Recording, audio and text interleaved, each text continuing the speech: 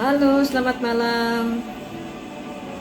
Ya, malam ini saya ingin sekali berbagi dengan teman-teman lewat channel saya, Chat with Retno, yaitu tentang hobi. Hobi saya sejak masa remaja adalah main kartu remi ya saat itu.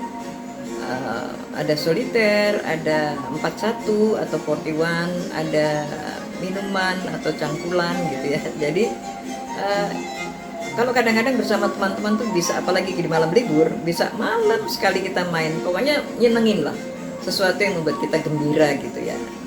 Kata teman saya kan, ya, hati yang gembira adalah obat. Jadi ya seneng aja kalau main gitu. Oke. Dan sebenarnya saya pernah sih sedikit bercerita tentang hobi ini lewat Instagram saya, retno.murti. Tapi sekarang ini saya ingin lewat channel saya ini untuk berbagi inspirasi ini ya. Inspirasi tentang hobi kita. Karena hobi itu ternyata bahkan sampai kita senior sekalipun itu bisa memberikan sesuatu yang memberi efek positif ya buat diri kita. Bahkan kemudian saya juga itu di dalam, barangkali sedikit latar belakang ya. Saya itu pada saat bekerja pada satu media di Femina Group pada waktu itu, baik di majalah Femina selama 10 tahun ataupun kemudian ketika saya diberi tugas oleh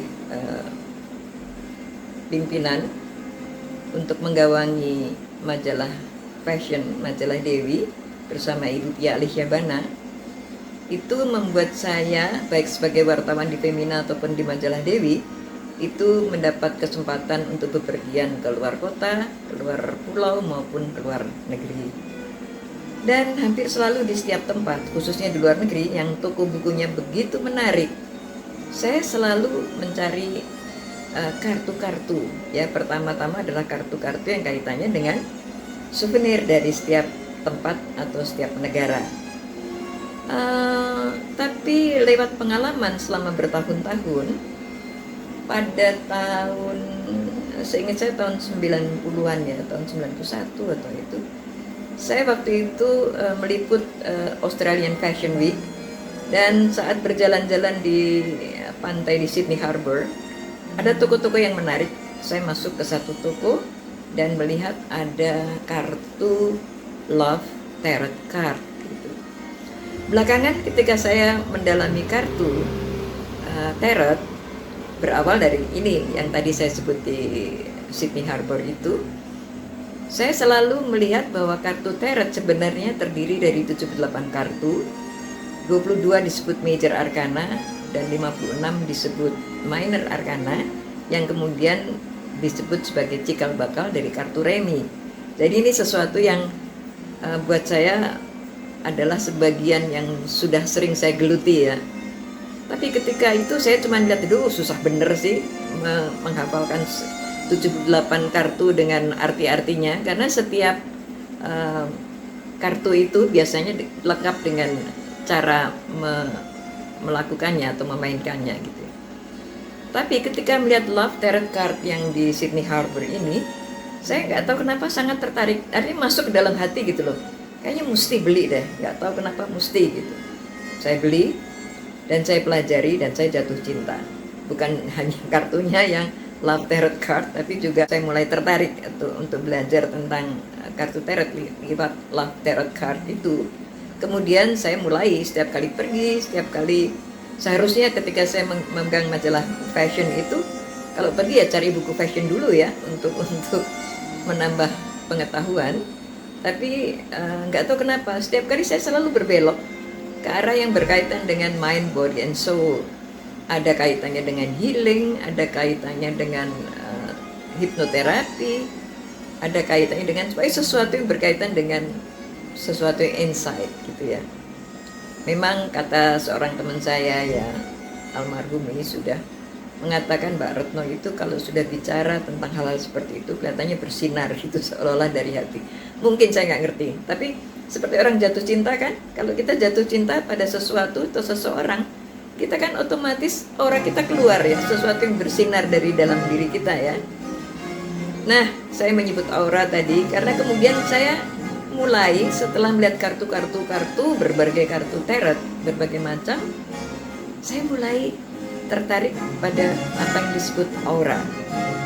Awalnya adalah ketika saya ikut di dalam satu institusi yang mengadakan semacam seminar begitu, atau semacam ya workshop atau seminar itu tentang aura healing. Aura itu apa sih? Waktu itu saya pikirkan pancaran yang ada di sekitar kita. Tapi dengan ikut di aura healing itu saya makin memperdalam bahwa ini adalah sesuatu yang perlu untuk saya ketahui, dan kemudian saya ingin memperdalam lagi, sehingga akhirnya saya juga mengambil les secara pribadi atau kursus secara pribadi privat pada psikiater, makin memperdalam tentang aura healing ya khususnya. Dan ini berkaitan lagi dengan kartu-kartu ya. Karena saya sudah terbiasa dengan kartu-kartu, khususnya kartu tarot, saya kemudian mempelajari aura ini, dan kemudian saya juga mempelajarinya berikut kaitannya dengan kartu ya. Jadi yang ingin saya bagikan sebenarnya, apakah ada juga teman-teman yang mulai hobi dengan cara seperti saya, mulai dari suka, mulai dari ingin tahu, dan kemudian setelah mempelajarinya secara profesional, kita menguasai itu, dan kemudian bisa kita share buat teman-teman yang lain, buat siapa aja lah gitu ya. Jadi begitu teman-teman, saya mulai hobi itu dari sejak tahun 90-an. Kalau hobi kartunya dari remaja ya. Setelah senior ini, saya mempelajari kartu-kartu itu, baik tentang kartu tarot maupun aura healing. Aura healing ini sebenarnya banyak kaitannya dengan berbagai warna ya, karena kalau nanti saya ingin juga berbagi tentang apa itu aura, karena kemudian atau saya sekarang lebih banyak berkecimpung dalam konsultasi lewat aura ya, aura healing khususnya. Kalau sebagai pengenalan ya, itu saya memberikan konsultasi setiap orang misalnya sekitar setengah jam, itu tentang pengenalan apa sih aura itu, dan apa itu yang healingnya tuh bagaimana gitu, atau kaitannya apa dengan tubuh kita semacam itu. Karena aura itu sebenarnya kan elektromagnetik di alam yang terdiri dari bermacam-macam warna, dan warna yang paling dominan adalah warna yang sejak sekolah pernah kita pelajari sebagai warna pelangi. 7 warna: merah, oranye, kuning, hijau, biru, indigo, dan magenta atau ungu ya. Itu tentang aura sekilas. Nanti secara lebih mendalam saya ingin sekali juga berbagi tentang aura. Tapi ini kita urusannya sekarang tentang hobi, karena awalnya berawal dari hobi. Nah, kartu tarot itu sama sebetulnya. Ketika saya mempelajari tarot, memang pada awalnya seperti ramalan ya. Tapi belakangan saya bisa memperdalam itu, bukan sebagai ramalan, tapi lebih sebagai psychological tarot. Jadi lebih ke arah psikologis. Ya, sama seperti kalau kita pergi ke psikolog, lalu kemudian harus menggambar sesuatu, lalu kemudian diartikan ini apa itu, saya melihatnya juga bahwa gambar-gambar yang ada pada kartu tarot itu bisa memberikan satu arti tersendiri bagi apa yang ada dalam diri kita. Itu sebabnya saya tetap mendalami kedua hal itu, baik kartu tarot maupun aura. Aura itu banyak sekali kaitannya dengan pemilihan warna, misalnya secara melihat berbagai warna, biasanya dengan pita-pita ya, berbagai macam pita gitu. Tapi karena saya penggemar kartu, akhirnya saya presentasikan itu dengan kartu aura yang terdiri dari 7 warna juga, dan nanti mempunyai arti-arti tersendiri. Tapi tentang aura kapan deh kita akan ngobrol lagi ya. Kalau sekarang ini saya kembali lagi, ini kita soal hobi. Nah, kalau soal hobi, ada beberapa yang sudah saya persiapkan, kartu-kartu saya yang berkaitan dengan hobi saya. Di antaranya adalah kartu tarot, kartu main ya, kartu main, tapi yang berkaitan juga dengan semacam kayak bisa dilihat apa sih dari kartu ini gitu. Dan kemudian juga tentu saja tentang aura ya. Coba gitu, gambar-gambarnya cantik-cantik, cakep deh. Ini kartu Fairies juga ya. Ini kayak, aduh menarik banget bukunya. Saya baru lihat gini aja udah seneng nih. Kadang-kadang kalau iseng gini nih, kayak malam ini, saya teringat gitu bahwa saya selalu suka buka-buka gini ya. Nah ini juga ada kartu-kartu yang, aduh, nih selalu ada buku semacam ini menyertai dengan ini ada apa gambar-gambar yang menarik ya. Ya, cantik ya. Oke, ini selalu ada buku yang menyertai sehingga kita bisa belajar ya. Bisa kok belajar sendiri. Waktu saya belajar tarot juga saya belajar sendiri sih terus terang. Tapi kemudian saya mencoba untuk melibatkan beberapa ahli yang memang sudah biasa dengan tarot untuk melihat apakah yang saya sudah pelajari itu betul. Sebagai apa namanya tambahan sesuatu yang menurut saya kalau sudah di luar gitu, di luar negeri misalnya kayaknya kan profesional banget, padahal di dalam negeri juga banyak ya. Tapi saat itu, saat saya bertugas ke New York waktu itu, di pinggir jalan itu ada di apa standing banner gitu, tulisannya tarot card reading $10 waktu itu ya. Tahun berapa ya? Ya tahun 90 something lah. 90 something atau 90, ya sekitar itulah. Saya masuk, saya minta untuk diperlihatkan, saya lihat semua yang dilakukan gini, dan itu yang sama seperti yang saya lakukan setelah saya pelajari. Jadi saya bilang, bener nih, kalau dia bisa minta orang tuh bayar $10 untuk itu, saya juga bisa dong. itu awal saya mulai berpikir itu bisa sebagai profesi ya. Kemudian juga ada ini nih, Magic Mirror, ditulisnya Magic Mirror. Banyak juga yang belum saya buka semua loh, baru dibuka-buka, artinya belum saya pelajari, baru dibuka-buka. Kita pergaulan dengan teman gitu juga, kalau nggak dipakai sebagai profesi, bisa juga sebagai pergaulan dengan teman, karena membicarakan ini menurut saya buat yang sama-sama seneng itu menyenangkan. Ini adalah tentang palmistry. Jadi garis tangan itu ada kartunya.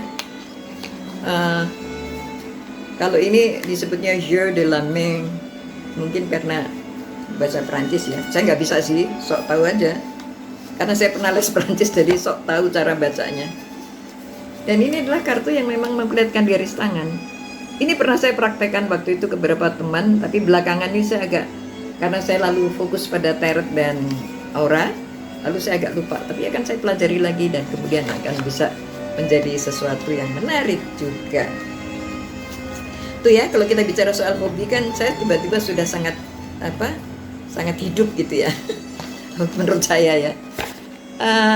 Kemudian juga ada kartu yang cantik, kartu cantik ya.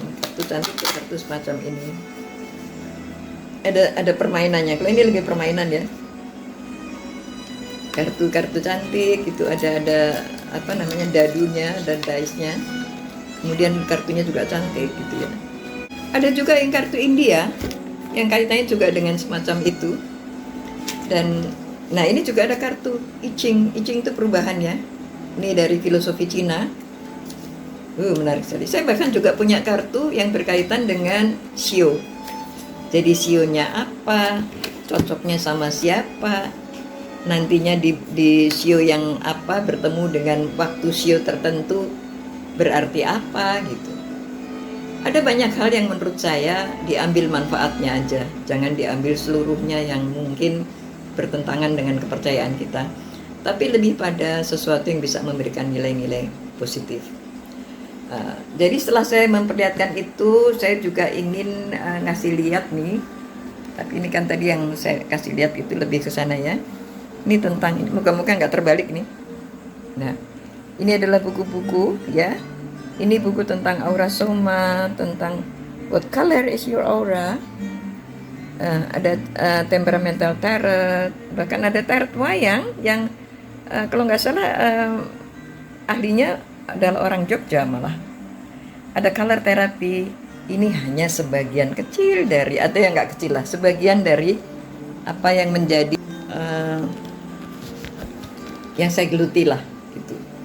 Jadi teman-teman, mungkin ini cuman beberapa waktu di mana saya ingin sekali berbagi tentang hobi ya. Dan hobi itu pada akhirnya juga baik tarot maupun aura akhirnya juga bisa menjadi profesi buat saya. Dan karena itu saya mengajak yuk buat siapa yang sudah menonton channel saya ini tentang hobi saya ataupun hobi teman-teman, berkomen yuk. Siapa tahu ada yang sama dengan saya hobinya, kita juga, atau mungkin bahkan juga bukan yang sama, yang berbeda, tapi hobinya tuh kemudian membuat jiwa kita tuh gembira ya. Jiwa tuh kayak saya semangat sekali gitu kalau lagi melihat kayak gini nih, kayaknya kalau lagi apa gitu menghilangkan rasa-rasa yang sunyi, sedih atau apa gitu. Tapi moga-moga benar ya teman-teman juga begitu ya. Jadi moga-moga apa yang saya bagikan ini bisa juga jadi sesuatu yang bisa kita bicarakan. Jangan lupa chat with Retno.